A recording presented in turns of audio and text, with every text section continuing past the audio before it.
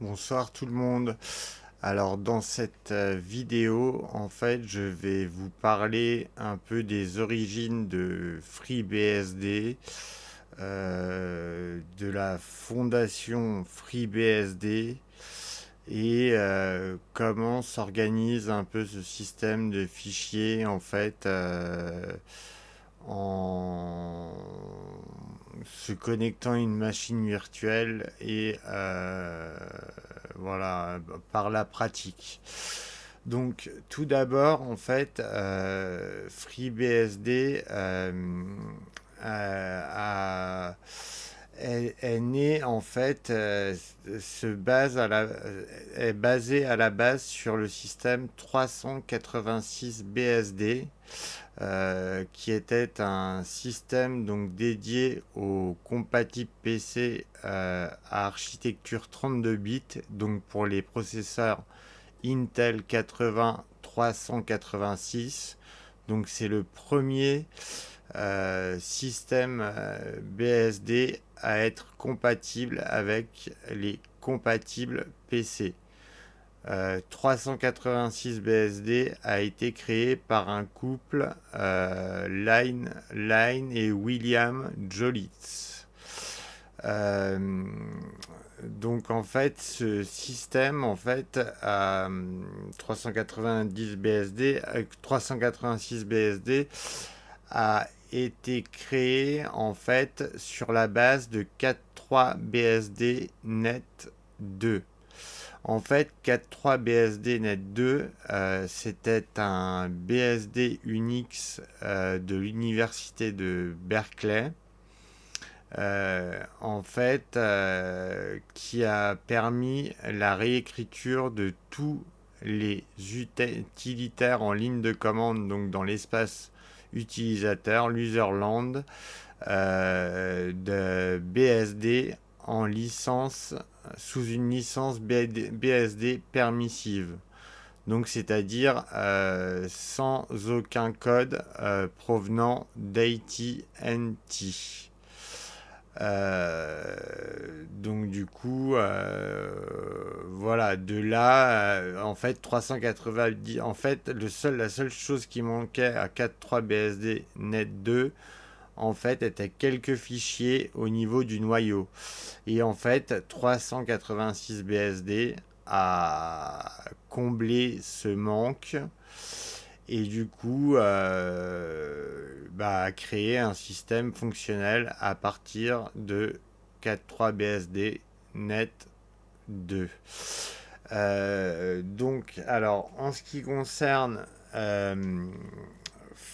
FreeBSD, en fait, la première version à avoir vu le jour, qui était basée sur 386 BSD 0.1, a été publié le 1er novembre 1993. Et dans le même temps, enfin un peu avant en fait, il y a eu également NetBSD qui s'est basé aussi sur 386 BSD 0.1 et a été publié le 20 avril 1993. Mais ces deux projets en fait n'avaient pas les mêmes buts.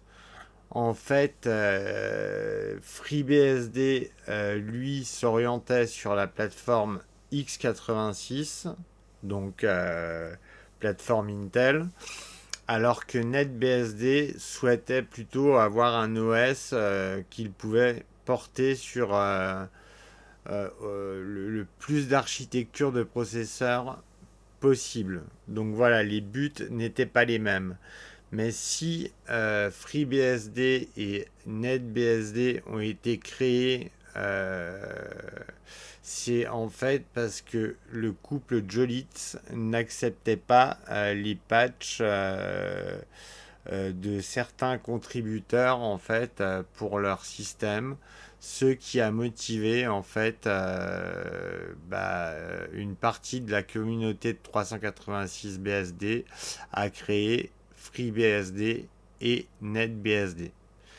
Alors, comme je vous ai dit, la première version de FreeBSD, FreeBSD 1.0, c'est basé sur 386 BSD 0.1. Et à partir de FreeBSD 2.0,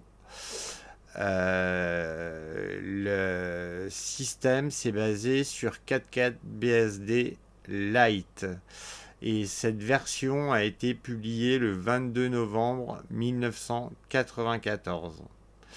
En fait, 4.4 BSD a été une réécriture complète donc de l'université de Californie de Berkeley euh, de tous les outils Unix. Enfin, c'était la suite de 4.3 BSD Reno en fait.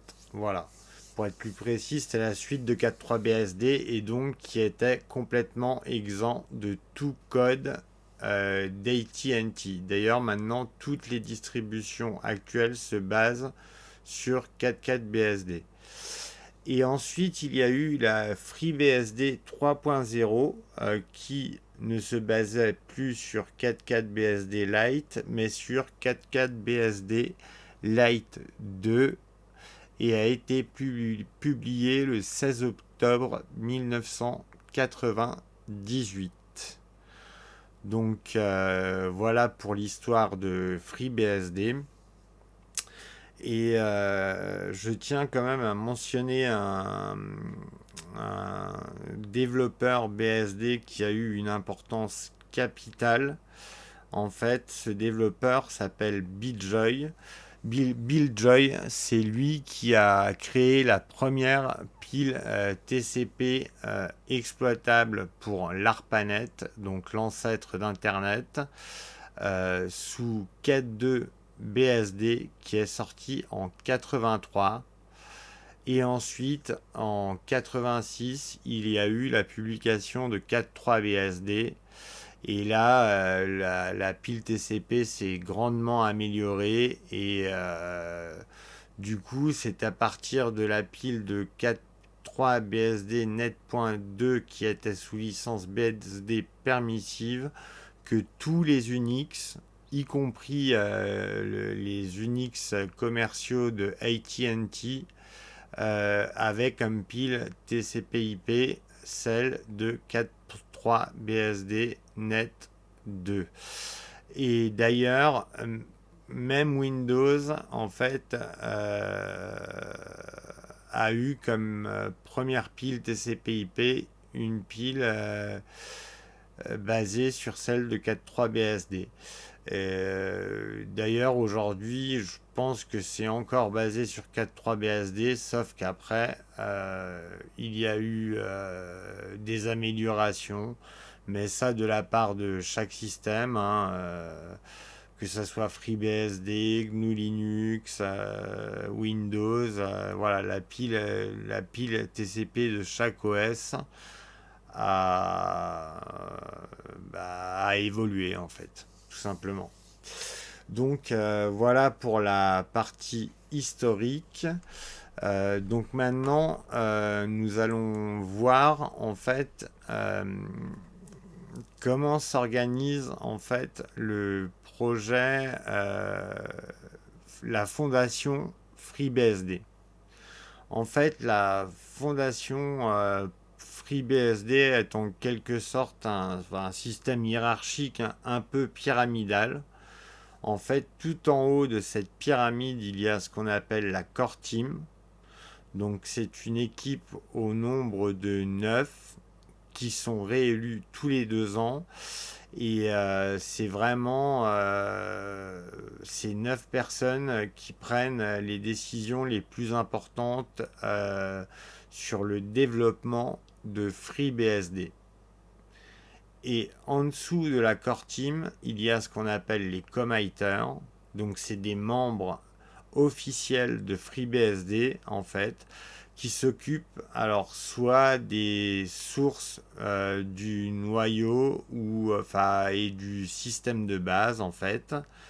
Et après il y a les committers des ports et des paquets binaires, donc pour le portage de logiciels tiers sous FreeBSD, et également les committers pour la documentation, donc entre autres pour les traductions en français du handbook ou enfin du guide FreeBSD et plein d'autres documentations. D'ailleurs, FreeBSD au niveau de sa documentation est très très riche. Après, il y a une documentation française qui est excellente, mais franchement, si vous voulez avoir les dernières euh, informations sur FreeBSD, en fait, il faut vous rendre dans documentation et directement, enfin là, j'ai même pas besoin d'aller sur documentation, c'est documentation et aller sur Handbook. Et là, vous aurez vraiment le manuel utilisateur de FreeBSD et vous aurez énormément d'informations. Euh, donc moi, de mon côté, j'aurai aussi des liens à vous donner sur mon wiki qui traite des systèmes BSD Unix, donc de l'université de Berkeley et de FreeBSD, NetBSD et également d'OpenBSD qui à la base est un fork de NetBSD. Euh, voilà pour la partie fondation, l'organisation de la fondation FreeBSD. Et sinon, voilà, pour faire une différence entre FreeBSD et les BSD en général et une distribution Linux, c'est qu'en fait, une distribution BSD, en fait, l'espace utilisateur, donc c'est-à-dire les commandes Unix et le noyau sont développés par la même entité. C'est-à-dire que FreeBSD développe ses propres commandes Unix et son propre noyau, alors que les distributions Linux utilisent bien souvent les utilitaires GNU comme commande Unix ou BusyBox pour les systèmes embarqués avec le noyau Linux. Mais ce sont deux projets différents. Alors que FreeBSD a l'avantage d'être très cohérent, étant donné que tous les éléments du système sont développés par les mêmes développeurs, par le projet FreeBSD. Et ça fonctionne pareil pour NetBSD et OpenBSD et tous les autres BSD. Donc voilà. Et une autre chose en fait, c'est que BSD en fait reste toujours sur une base stable. En fait, elle a un système de base très stable. Mais en ce qui concerne les logiciels tiers, étant donné que l'organisation du système de fichiers en fait n'est pas tout à fait identique à celle de Linux, en fait les logiciels tiers s'installent tous dans USR local. Donc en fait ils sont séparés du système en fait de base. Donc du coup, en fait, vous avez une base stable, donc qui est le système de base de FreeBSD, donc noyau plus espace utilisateur, avec des logiciels tiers qui sont en quelque sorte en rolling release. Donc en gros, vous avez un peu les avantages d'une Arch Linux, mais avec un système solide comme un roc. Voilà. Donc après, bien évidemment, FreeBSD a ses inconvénients, comme par exemple la prise en charge des pilotes qui est moins avancée des pilotes Wi-Fi par exemple qui sont moins avancés que sous Linux. Mais je tiens quand même à préciser que l'une des raisons, c'est que bah, déjà que c'est une histoire de licence. En fait, la licence BSD est compatible avec la licence GPL, mais que partiellement. En fait, des développeurs de Linux peuvent tout à fait prendre du code BSD et le transformer en code GPL, alors que l'inverse n'est pas possible. Un code GPL ne peut pas se retrouver sous licence BSD pour la simple et bonne raison que la licence GPL en fait interdit tout logiciel créé sous cette licence de devenir un logiciel propriétaire. Donc du coup, on est obligé de rester sur la licence GPL. Alors que les licences BSD, en fait, un logiciel créé avec une licence BSD peut tout à fait devenir propriétaire. Bien d'ailleurs, le système macOS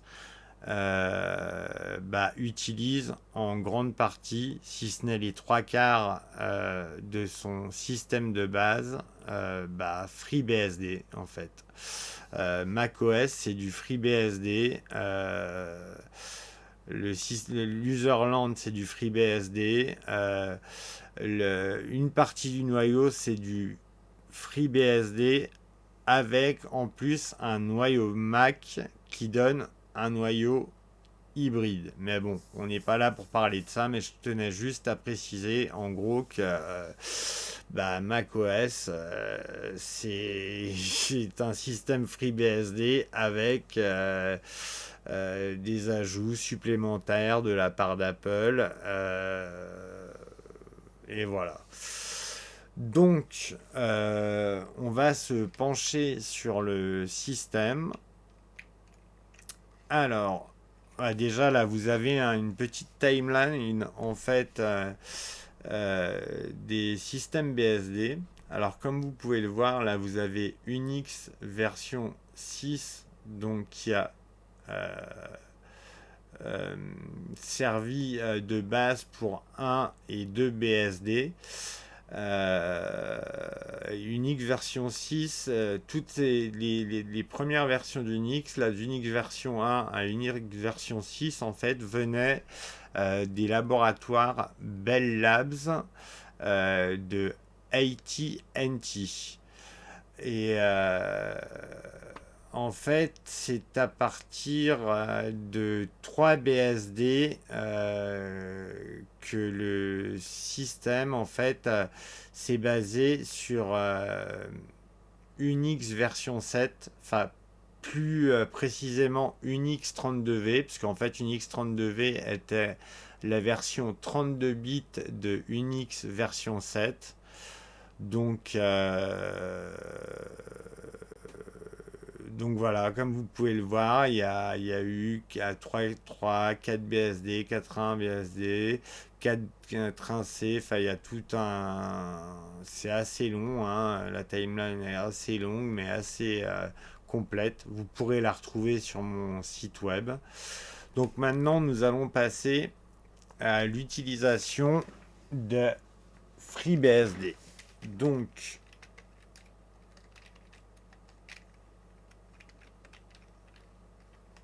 Alors déjà, je vais...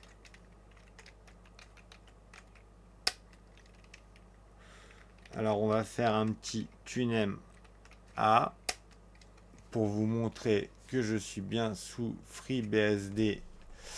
Donc 14.3 release. Voilà. D'ailleurs, si vous voulez avoir juste la version du noyau, il suffit de taper cette commande. Et là, nous allons nous connecter au compte root.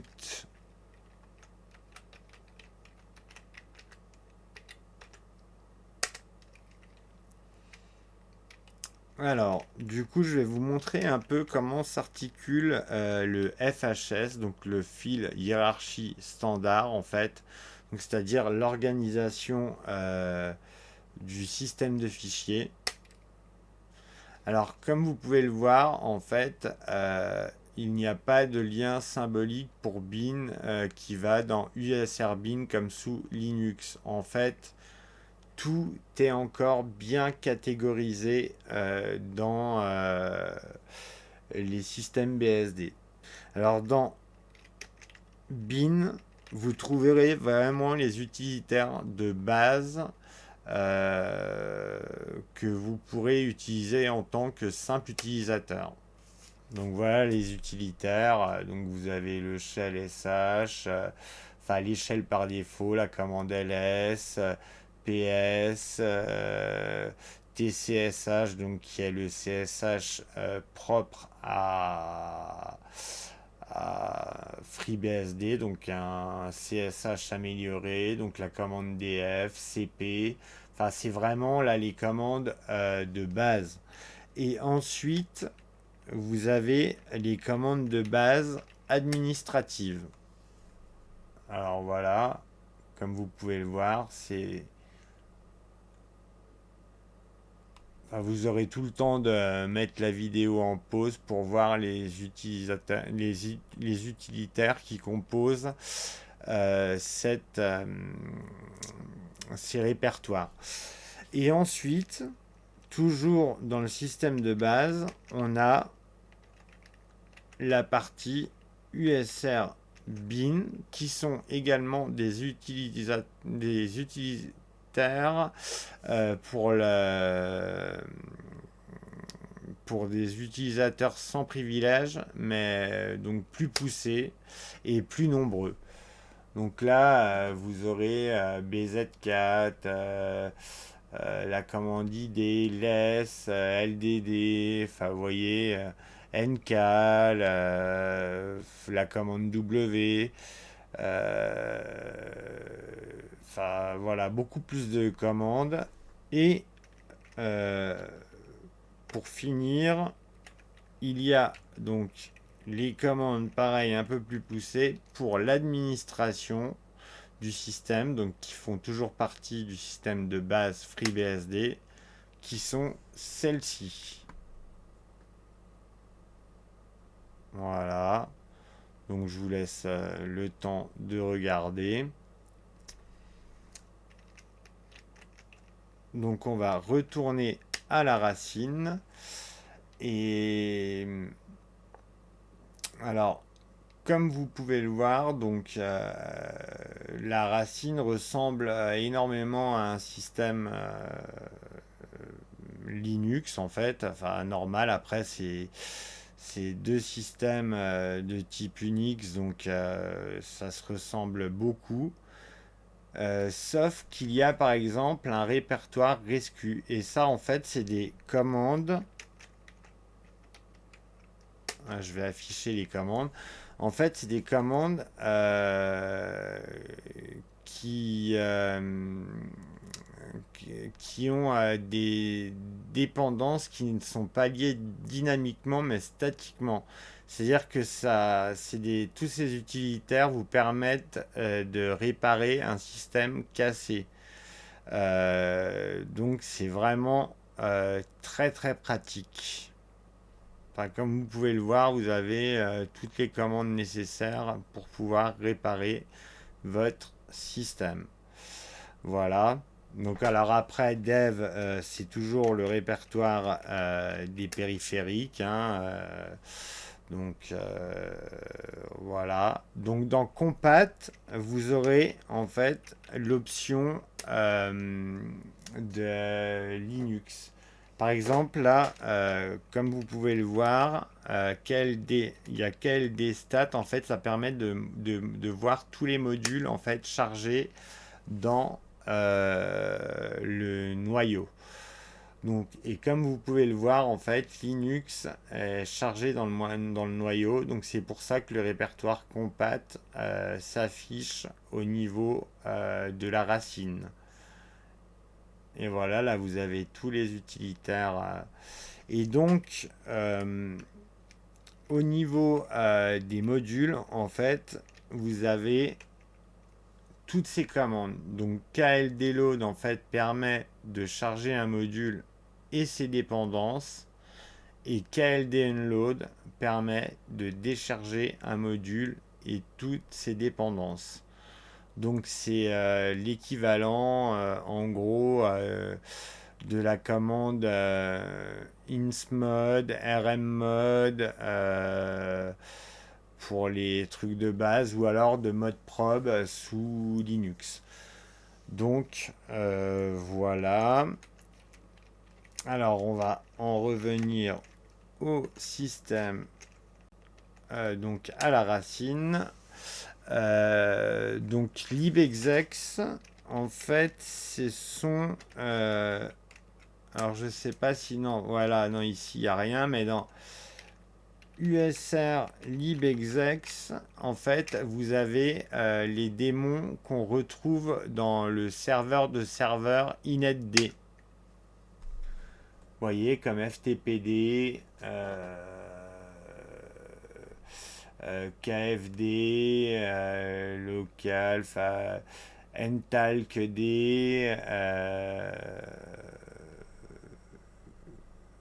TCPD, TFTPD. Donc TFTP, c'est un serveur FTP simplifié. Donc voilà, ça c'est tous les services qu'on peut retrouver, comme je vous le dis, dans inetd. Mais bien évidemment, dans le fichier inetd qui se trouve dans etc, vous pouvez évidemment rajouter des services. D'ailleurs, on peut afficher ce fichier, comme ça vous allez voir un peu à quoi il ressemble.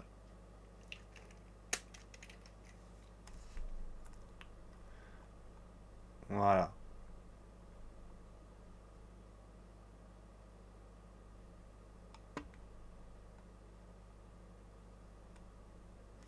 Donc après, là, tout ça, c'est désactivé par défaut, comme vous pouvez le voir. Mais après, il vous suffit de décommenter, d'enlever le dièse pour activer tel ou tel service. Voilà. D'ailleurs, en ce qui concerne la gestion des services, vous pouvez soit passer par etc rc.d, et là, vous avez tous les services qui s'affichent. Donc par exemple, sshd statut. Et là, du coup, ça affiche qu'il tourne en ce moment même. Mais si un service n'est pas répertorié dans votre fichier etc rcconf, c'est en gros le fichier où on fait la majeure partie de la configuration de FreeBSD, et bien en fait vous n'aurez pas de réponse, et il faudra en fait rajouter one devant statut. Je vais vous donner un petit exemple.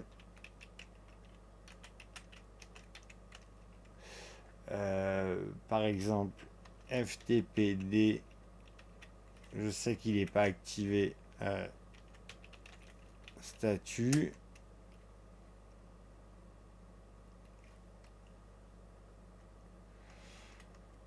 C'est peut-être pas le... Ça se comporte peut-être différemment. Je vais regarder là.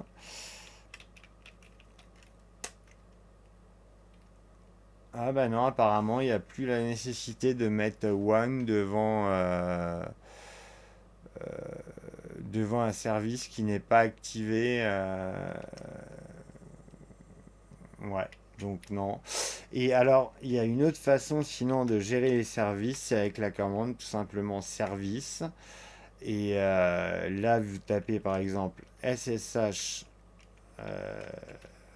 alors service SSHD, et là vous pouvez stopper le service, le redémarrer.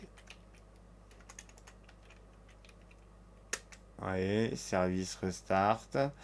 Le redémarrer. Euh,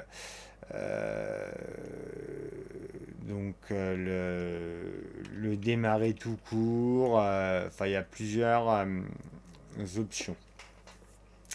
Donc, on va continuer sur notre parcours de la racine. Euh, et voilà, bah, vous avez aussi le répertoire var que vous retrouvez sous Linux, où bah, en gros il y a tout un tas de données qui bougent. Enfin, ça fonctionne un peu de la même manière que ça fonctionne de la même manière que sous Linux. Il y a les caches, cache système, cache pour les paquets, cache pour, enfin, bref, tout un tas de choses. Euh, voilà, voilà. Donc on a fait le tour du répertoire racine. Et alors dans ls USR local, là comme vous pouvez le voir c'est vide, mais c'est là où s'installera tous les logiciels tiers. C'est-à-dire que tous les logiciels que vous allez installer via PKG ou via les ports, en fait par compilation, seront installés automatiquement dans USR local, donc ils ne risquent absolument pas d'interférer avec votre système FreeBSD de base.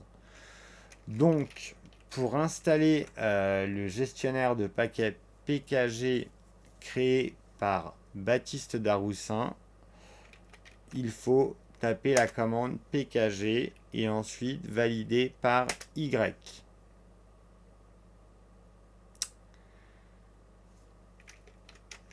Et là, comme vous allez le voir, par magie, ça y est, il y a des fichiers qui s'affichent dans le dossier USR local. Alors, ETC, donc c'est en rapport à PKG, hein, forcément. Donc, si vous voulez avoir donc la vraie commande PKG, le vrai gestionnaire PKG, il se trouve ici. Comme vous pouvez le voir, c'est pour le moment le seul logiciel d'installer. Donc on va installer plusieurs logiciels qu'il me semble quasi indispensables. Donc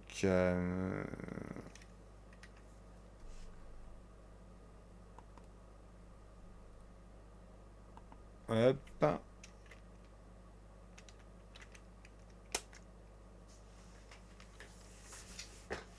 Et vous allez voir, tous les logiciels que j'installe sera dans USR local.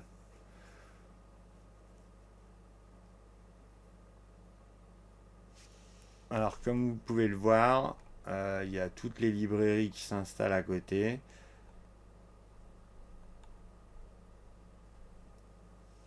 Donc voilà, on y va.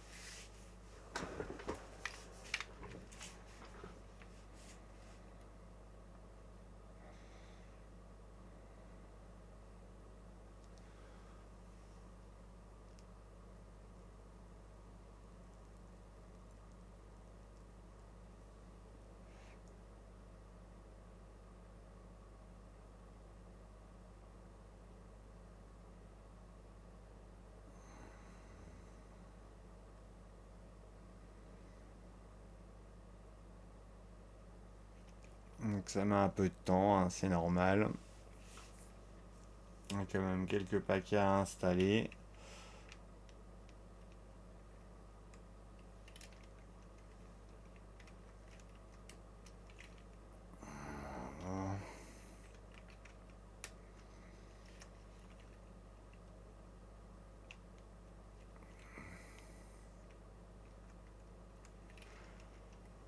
Alors pour avoir la coloration en fait sur la coloration des répertoires euh,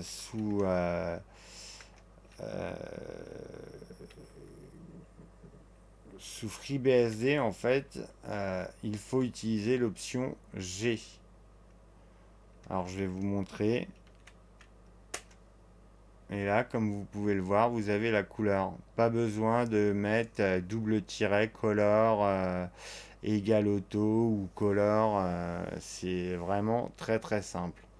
Donc moi j'ai pour habitude de faire un alias. Alors je vais vous montrer les alias que j'ai fait pour ls. Par exemple dans bash rc. Voilà. Comme vous pouvez le voir, il y a FG pour la commande ls. Donc en fait, F, ça permet d'avoir les slash pour indiquer que c'est un répertoire, l'arrobas pour indiquer que c'est un lien symbolique, et par exemple, là, le vert permet de savoir... non, ouais, ça n'a rien à voir. Et puis sinon, pour les fichiers normaux, donc, bah, il n'y a rien de spécial en fait. Et si en fait vous avez un binaire, en fait vous aurez une étoile à la fin euh, de- du fichier, quoi. Voilà. C'est l'option F, pour moi, c'est vraiment une option indispensable. Utilisant de vieux Unix, c'est vraiment l'idéal pour se repérer. Bon, c'est vrai qu'avec la couleur, c'est pas indispensable, mais quand vous utilisez de vieux Unix, je peux vous avouer que vous êtes content de pouvoir utiliser cette option sur la commande ls. Donc on va voir, donc tous les paquets sont installés. Donc on va voir un peu euh, les quelques fichiers en fait qui sont très importants dans, dans FreeBSD. Donc on va commencer par un fichier qui se trouve dans le répertoire boot. Alors dans le répertoire boot, vous avez tout ce qui touche donc au boot du système. Donc dans ls boot mince boot kernel, vous retrouverez tous les modules en fait du noyau FreeBSD, et le noyau en lui-même est ls kernel. Voilà, ça c'est le noyau de FreeBSD. Et donc toujours dans le répertoire boot, en fait, le dossier module en fait permet d'installer des modules tiers. Par exemple, module graphique via DRM Kmod. Si vous installez le paquet DRM Kmod, et ben les modules s'installeront dans ce répertoire. Voilà, tous les modules tiers s'installent dans ce répertoire. Ensuite, dans le répertoire boot, en fait, à la racine, il y a un fichier qui est très important et qui permet, en fait, de charger euh, des modules ou des services vraiment au démarrage du système, et qui s'appelle bootloader.conf. Alors ça, je sais pas ce que ça fait ici. On va effacer ça. Voilà. Et là, comme vous pouvez le voir, j'ai commenté pas mal de trucs. Alors, Sound Load, forcément, c'est les pilotes pour l'audio. Mais j'aurais pu laisser uniquement cette ligne, car c'est par défaut un pilote Intel, en fait, sous KVM. Et après, voilà, enfin, ça c'est pour tout ce qui touche le Wi-Fi, donc les modules des cartes, des différentes cartes Wi-Fi. Donc, processeur, si vous voulez faire en fonction de votre processeur, si vous voulez faire des optimisations. Donc, ça c'est bien sur des systèmes réels. Donc sur le pare-feu et au niveau du graphique, si vous voulez charger justement un pilote graphique NVIDIA donc, qui s'installera dans Boot Module, dans le répertoire Boot Module, eh bien vous pouvez faire les réglages au démarrage de ce module. i915 c'est pour les GPU Intel. Donc là, FuseLoad, Fuse, vous devez connaître, en fait, c'est un module qui permet un module et un logiciel qui permet en fait de monter des systèmes de fichiers en espace utilisateur. Donc sans forcément passer par route, en fait, en tant que simple utilisateur, dans votre répertoire personnel, vous pouvez monter des systèmes de fichiers. Et ça vous permet, entre autres, d'installer le système, la prise en charge du système de fichiers NTFS, qui dépend également de Fuse. Donc voilà, sinon il y a la webcam, vous voyez tout un tas de trucs. Ça NVMe c'est pour les SSD NVMe.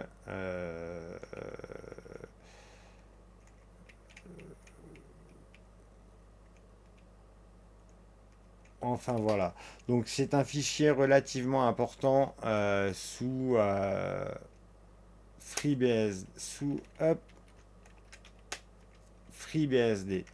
Alors, on va regarder parce qu'il y a d'autres fichiers qui sont euh, pareil, relativement important. Donc, alors dans ces fichiers, dans tous ces fichiers, alors je vais faire un petit clear. Alors dans ces fichiers qui sont relativement importants, il y a csh.login, c'est bien de le modifier en fait pour éviter les core dump. Alors, je vais aller directement dans route VTC.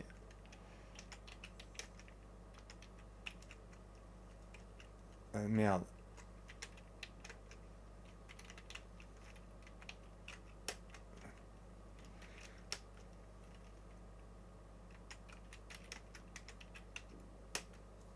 Alors, comme vous pouvez le voir, là, j'ai mis limite cort dump size 0. Donc, ça évite les fichiers .core qui peuvent prendre de la place inutilement. Et après, vous pouvez aussi les renseigner dans un autre fichier, en fait, qui permet de configurer son noyau sur mesure, dont on parlera un peu plus tard dans cette vidéo.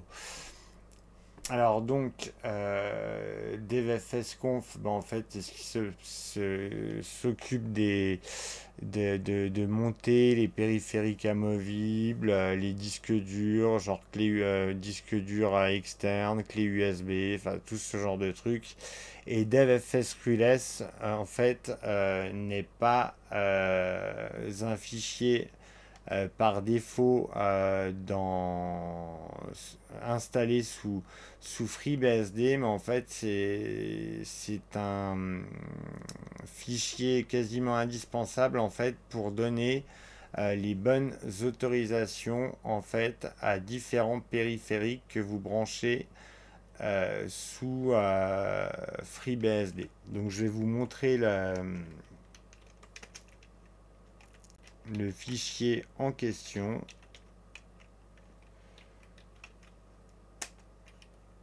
Donc voilà. Comme vous pouvez le voir, DA, en fait, en général, c'est tous les disques, les médias de stockage externes, donc amovibles. CD, donc c'est pour les CD, CD, scanner pour les scanners. Et là, après, 660, c'est les autorisations comme en gros de lecture, écriture pour l'utilisateur, lecture, écriture pour le groupe et rien pour les autres. C'est comme pour la commande chmod. Donc après vous avez pour les fichiers MS-DOS, donc pour les fichiers Linux, pour le système de fichiers Linux, donc EXT2, EXT3, EXT4, USB, enfin voilà, vous voyez, je vous laisserai regarder ça tranquillement, à tête reposée. Donc voilà. Alors pour les autres fichiers qui sont relativement important. Alors FreeBSD Update, en fait, c'est le fichier donc qui se trouve ici. C'est le fichier en fait qui permet de paramétrer en fait les mises à jour ou mises à niveau de FreeBSD. Donc FSTab, c'est comme sous Linux, c'est pour répertorier les disques durs présents en interne sur votre système. Et vous pouvez rajouter d'autres périphériques pour qu'ils se lancent au démarrage de l'OS. Alors je vais vous montrer mon FSTab personnalisé. Voilà, donc j'ai rajouté l'option No Time. Ça permet d'éviter certaines vérifications qui prennent du temps au démarrage. Et là, j'ai rajouté en fait l'option proc qui n'est pas activée par défaut. Donc ça vous permet d'avoir le répertoire proc à la racine et tous les processus en fait. Donc après ça, c'est des systèmes de fichiers qui sont liés à Linux. Donc c'est si vous voulez installer des applications Linux, il faudra au minimum activer linproc. Donc cette ligne-là. Et Link 6 aussi, c'est pas mal. Mais après, voilà, c'est pas indispensable. Et puis après, bon, le reste, ça c'était pour des disques durs sur une ancienne installation, des disques durs NTFS, comme vous pouvez le voir. Donc voilà. Alors pour les autres fichiers qui sont importants, donc loginconf en fait ça permet de configurer les locales, donc c'est ici. Donc les locales du système, donc là elles sont sur UTF-8 en français. J'ai tout configuré d'avance. Donc mecconf c'est un fichier de conf pareil qui n'est pas présent par défaut et que je n'ai pas mis dans le système mais qui permet en fait de configurer l'utilitaire mec. Donc mode D sans importance. Alors ntp.conf en fait c'est pour se connecter au bon serveur de temps en fonction de votre pays. Alors portsnap, excusez-moi, portsnap.conf en fait c'était un ancien utilitaire qui n'est plus trop recommandé actuellement en fait pour la gestion des ports en fait sous FreeBSD. Par exemple, vous tapiez PortSnap fetch et vous téléchargiez les ports et après PortSnap extract pour les extraire, etc.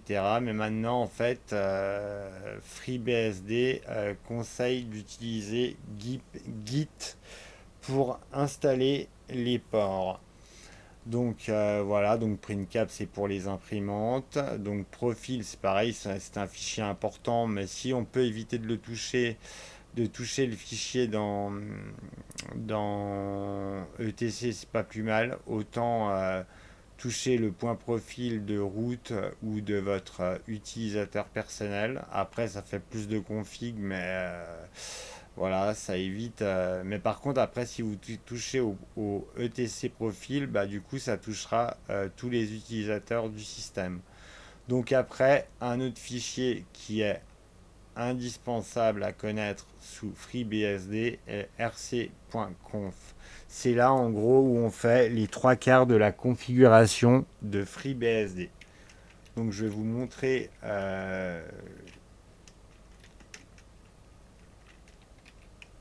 comment est constitué mon fichier .conf. Alors, comme vous pouvez le voir, vous avez le nom de la machine. Donc, keymap, c'est donc la disposition du clavier. VNet 0, donc c'est mon interface Ethernet, enfin Internet en fait. Donc ça c'est un service. SSHD Enable, pour activer le service, donc le serveur SSH. Moused Enable en fait c'est pour avoir la souris dans une console virtuelle. NT NTPD, en fait, c'est le serveur de temps.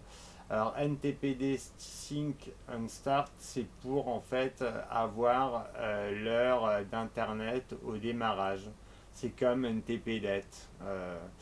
Voilà, donc PowerD, en fait, c'est si vous avez un poste bureautique, c'est pour accélérer en fait la vitesse de votre machine. Et après, en fait, vous avez ma configuration personnelle. Donc, il y a tout un tas de choses. Donc là, comme vous pouvez le voir, j'ai activé NTPDET.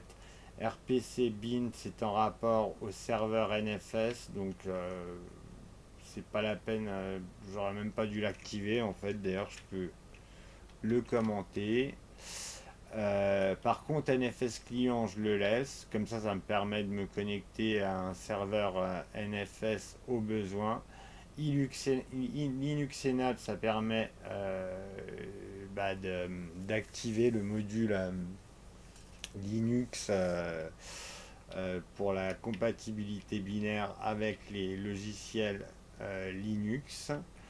Donc, qui vous permettent par exemple d'installer Chrome pour pouvoir visionner par exemple des sites comme MyTF1 ou Canal Plus qui sont des vidéos sous DRM et que vous ne pouvez pas regarder en temps normal sous FreeBSD. Mais avec l'option de Linux activée, vous pourrez installer les logiciels qui vous permettront de regarder ce genre de plateforme. Donc FuseFS, c'est toujours Fuse. Bon, c'est déjà indiqué dans l'autre, donc ça fait un doublon, c'est un peu inutile, hein. Donc DevFS System Rule 7, en fait, c'est mon fichier DevFS Rule S, en fait, que je vous avais déjà montré. Donc DevD Enable, c'est pareil, c'est obligé de l'activer, c'est pour tout ce qui est périphérique, tous les périphériques que vous branchez. Donc ça, c'est pour faire en fait un check de votre système de fichiers en cas de crash ou donc en arrière-plan. Background, c'est en arrière-plan. Et après, bon, voilà, vous voyez, vous avez plein d'autres trucs. Un WPA supplicant, c'est pour indiquer en gros les, les clés WPA, enfin donc les clés Wi-Fi en fait dans un fichier WPA supplia.conf qui se retrouve dans ETC. Et puis après, bon, voilà, il y a des interfaces réseau. Il y a le Bluetooth qui est ici. Donc la partie routeur, pare-feu. Donc sous FreeBSD, en fait, vous avez trois ou quatre pare-feux différents. Il y a IPFW, PF, donc Packet Filter, qui est pour moi le meilleur pare-feu BSD, donc qui est à la base le pare-feu officiel d'OpenBSD. Il y a IP Filter également. Enfin bon, bref, c'est toute la partie donc pare-feu. Donc Power D, je vous ai déjà expliqué ce que c'était. Donc ça, c'est pour monter automatiquement certains périphériques à leur insertion. Euh, voilà. Euh, donc ça, c'est pour les additions invitées sous VirtualBox. Mais vu qu'on n'est pas sous VirtualBox, on s'en tape. Voilà. Et ça, en fait, c'est quand vous faites de la virtualisation avec Behive. En fait, VM Behive, c'est un utilitaire très complet pour utiliser l'hyperviseur Behive. Donc après, interface TAP, c'est pour les interfaces bridgées en fait entre votre interface Ethernet par exemple et votre interface et virtuelle. Voilà. Serveur de son jack, antivirus ClamAV. Et là, vous avez les JAI à la fin. Alors, les JAI, en fait, c'est l'équivalent de LXC ou de Docker, en fait, sous FreeBSD. Et l'avantage des JAI, en fait, c'est qu'elles vous permettent donc d'avoir plusieurs donc FreeBSD au niveau de votre système hôte FreeBSD. En gros, c'est une virtualisation au niveau système d'exploitation. Et les JAI permettent désormais également d'installer des JAI, des prisons donc Linux. Donc en gros, les JAI ressemblent beaucoup aux zones Solaris. Donc voilà, on a fait le tour, euh, hop, le tour de ETC RCconf. Et alors, un des fichiers pareil les plus importants est vim etc 6ctl.conf. Et ça, en fait, ce fichier vous permet de configurer votre kernel, votre noyau de manière optimale.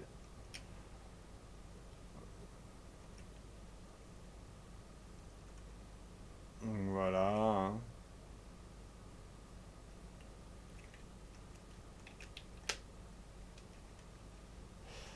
Donc, bam. Et un dernier petit fichier. Voilà. Et en fait, TTY, ce fichier-là, en fait, ça permet de configurer les machines virtuelles. Par défaut, il y a les consoles virtuelles. Par défaut, il y a 8 consoles virtuelles sous FreeBSD et 6 pour Linux. Vous voyez, comme vous pouvez le voir, il y en a 8 d'activés. Et la neuvième, en fait, si vous avez un environnement de bureau d'activé, renvoie sur l'environnement de bureau.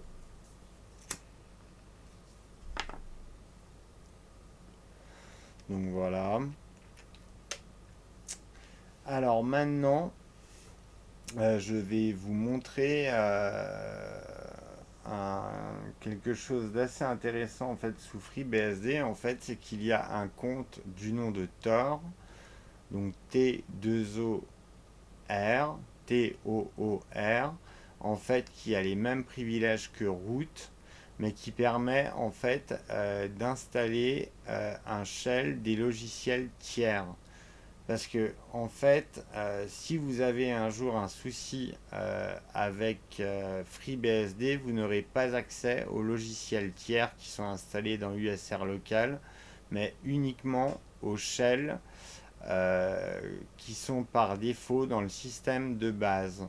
Donc du coup, en fait, le compteur permet d'avoir un shell, par exemple, plus accessible comme Bash, euh, sans tout en vous laissant en fait un accès au système en cas de système qui a complètement craché quoi. Alors, je vais vous montrer comment activer le shell bash sous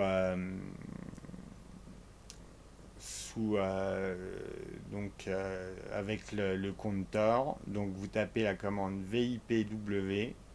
Donc ça va modifier le fichier password et master.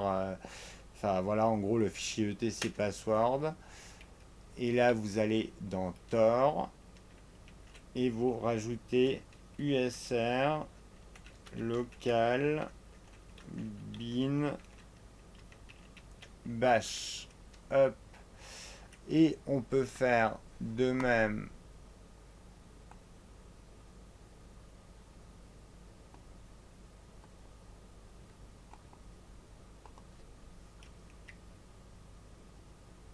pour le compte utilisateur.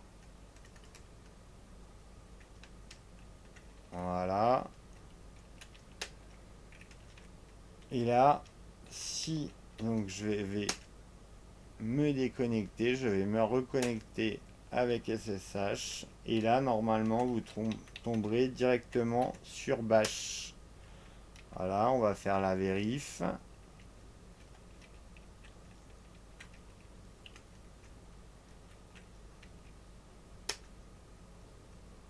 Voilà. Alors par contre, il y a quelque chose qui me dérange.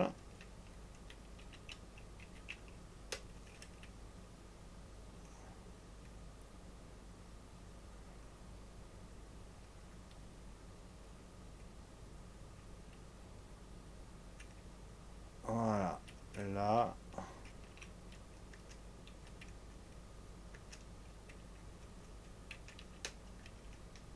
Et on va faire de même pour le compte route.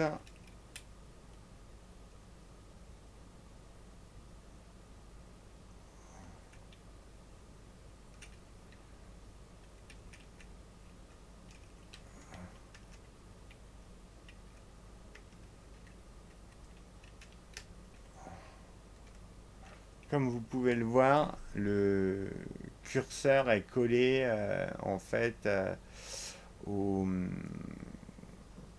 au signe dollar et ça c'est pas terrible. Donc on va sourcer le fichier bash rc pour prendre les modifications en compte. Et comme vous pouvez le voir, voilà, le curseur n'est plus collé. Et là, maintenant qu'on a modifié notre compte, en fait, notre shell au niveau de Tor, en fait, on peut se connecter à notre utilisateur Tor, donc qui a les mêmes privilèges que root. Et là, voilà, on a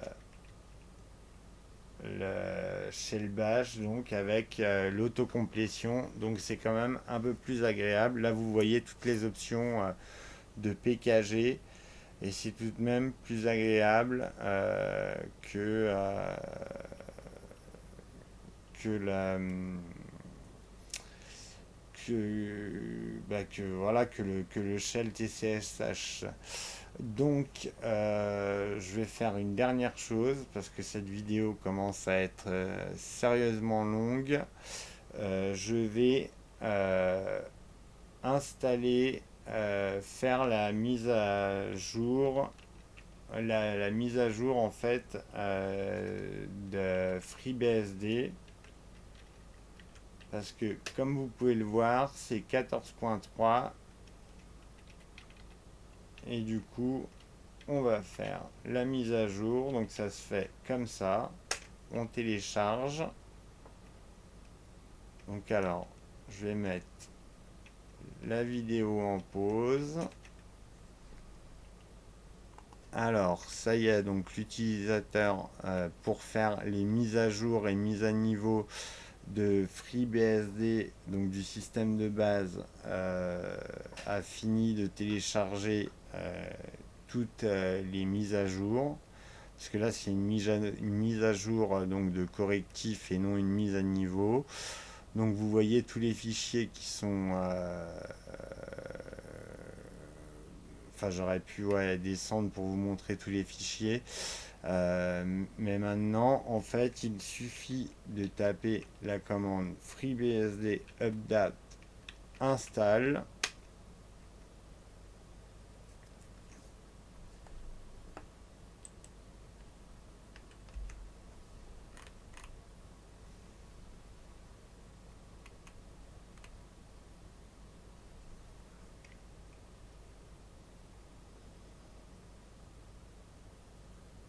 Donc, on va mettre la vide. Ah, voilà, non, c'est bon, c'est fait. Donc, là, nous allons rebooter le système pour voir si la mise à jour a bien été effectuée. Donc, pour rappel, on est sur 14.3 release. Donc, shutdown R no.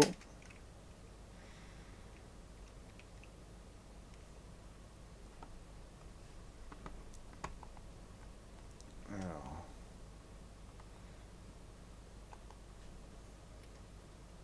donc voilà, on va accélérer le démarrage.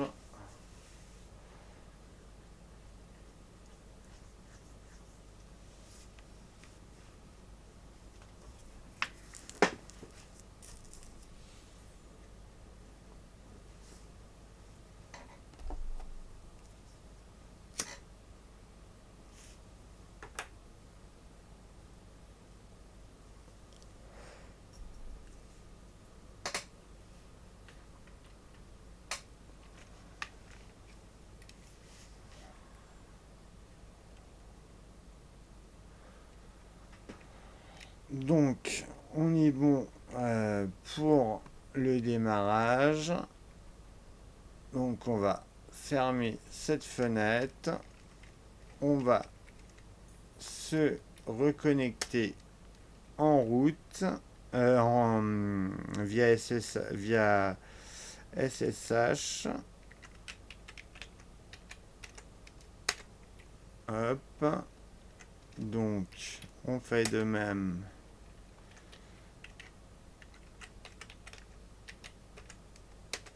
Ici, et on se connecte en route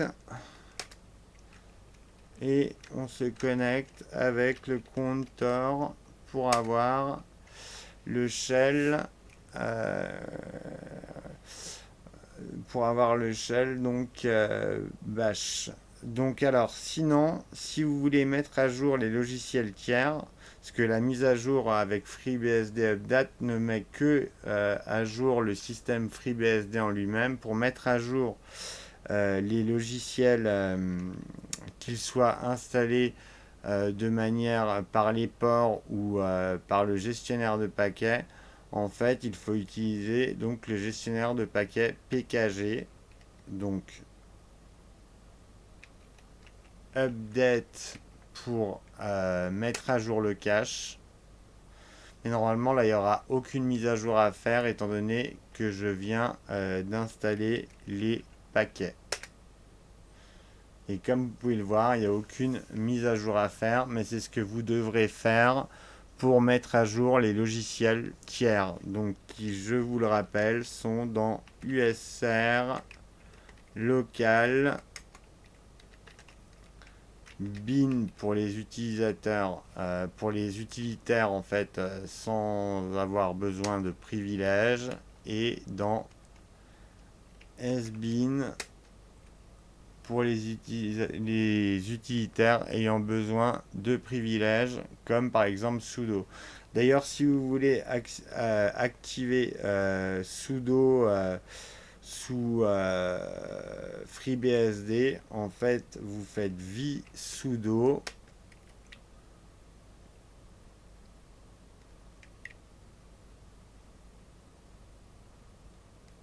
Donc vous allez à cette ligne, hop, vous la copiez, et là, il suffit de remplacer par le nom d'utilisateur. Et là, normalement, vous pourrez vous connecter et utiliser des commandes administratives avec sudo. La sudo i, ça permet de se connecter directement en route. Donc on va regarder, mais normalement ça devrait être fonctionnel. Et voilà, comme vous pouvez le voir, vous êtes avec le compte route. Donc voilà, je pense que cette vidéo touche à sa fin et elle a été relativement longue. Donc j'aurai encore énormément de choses à vous dire sur ce système tellement il est complet et toutes les qualités que ce système peut avoir. Si par contre, si un système en fait Linux que je trouve excellent, c'est Debian. Mais sinon, FreeBSD au niveau des systèmes BSD, tout comme NetBSD, sont vraiment des OS hyper solides et qui ont énormément de logiciels à installer. En tout cas, FreeBSD, NetBSD beaucoup moins, mais FreeBSD a énormément de logiciels dans ses dépôts. Donc voilà, on va éteindre le système. Donc shutdown p no.